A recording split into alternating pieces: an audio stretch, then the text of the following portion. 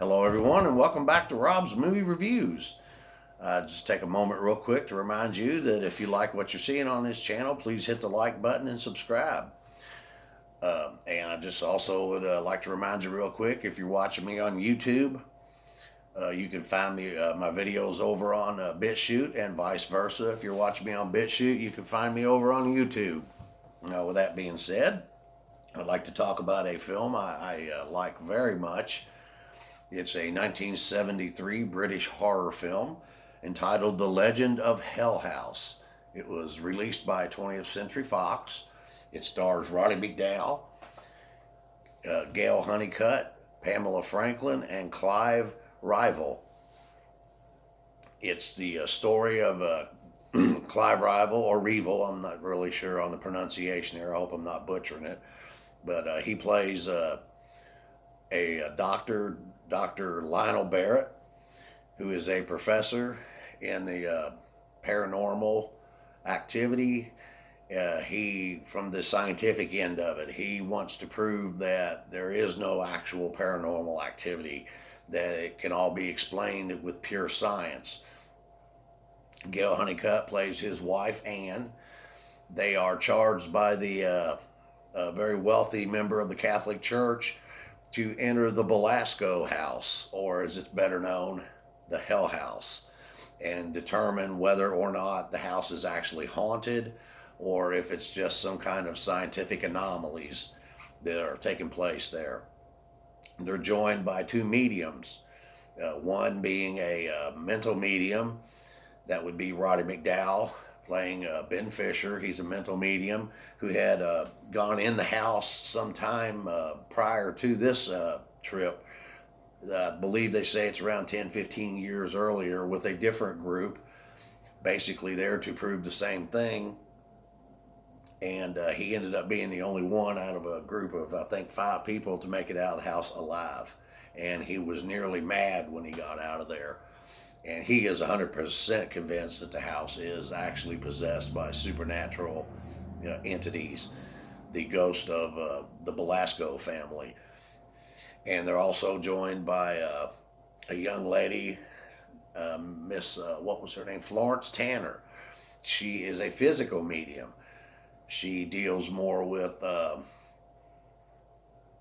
pyrokinesis, different aspects of the physical end of supernatural phenomenon. Right away, when they arrive in the house, almost immediately, odd things begin to happen. Lights come on by themselves. A record player with a record on it that was recorded some 30, 40 years earlier by the head of the Belasco family. The record player turns itself on and plays the record almost as if he himself is there inviting them into the house. I'm not going to tell you a whole lot about it because this is a very good suspenseful film. It's I wouldn't really call it a slow burn. Yeah, they do kind of start getting into the creepy pretty much right off the bat. But it's a story that builds. It's a very good psychological thriller, as well as a paranormal horror film. If you're into those kind of movies, I think you'll really enjoy it. It's definitely worth looking at. It's probably a little different than what you're used to, especially if you're not used to British cinema. This just completely reeks of British cinema. The manner in which it's shot, the cinematography, the direction, everything is very much British cinema. So that may be an acquired taste for some people. I've always enjoyed British cinema. I think it's very good. It's a good alternative to what we produce here in the United States. Very entertaining films. This one, of course, being one of my favorite to come out of the British cinema, along with the Hammer films, which I've already discussed some of those. I'm not going to go into that. But this is a very good movie, and I think you'll enjoy it if you're a horror fan with some suspense thriller sprinkled in there. As far as performances, the late Roddy McDowall, what can you say? He's Roddy McDowell. He's awesome. I don't think I've ever seen a film or television show that he's in where he delivered a anywhere near bad performance. Sometimes he's a little better than other times, but even at his worst, Roddy McDowell is an excellent actor, very entertaining, very convincing in any role that he takes on. Pamela Franklin is, somewhat familiar with her. I've seen her in several other things. She's a fine young actress, or was at the time. Not young anymore, obviously, since this film came out in '73. But she's a fine actress, and she delivers a very convincing, very compelling role. Her character is quite complex, and she does a good job with it. Clive Revill or Rival, however it's pronounced. Now, this is the first and actually only thing I've ever seen him in, and I was impressed. He really did a good job. He's very believable, very convincing in the role that he plays.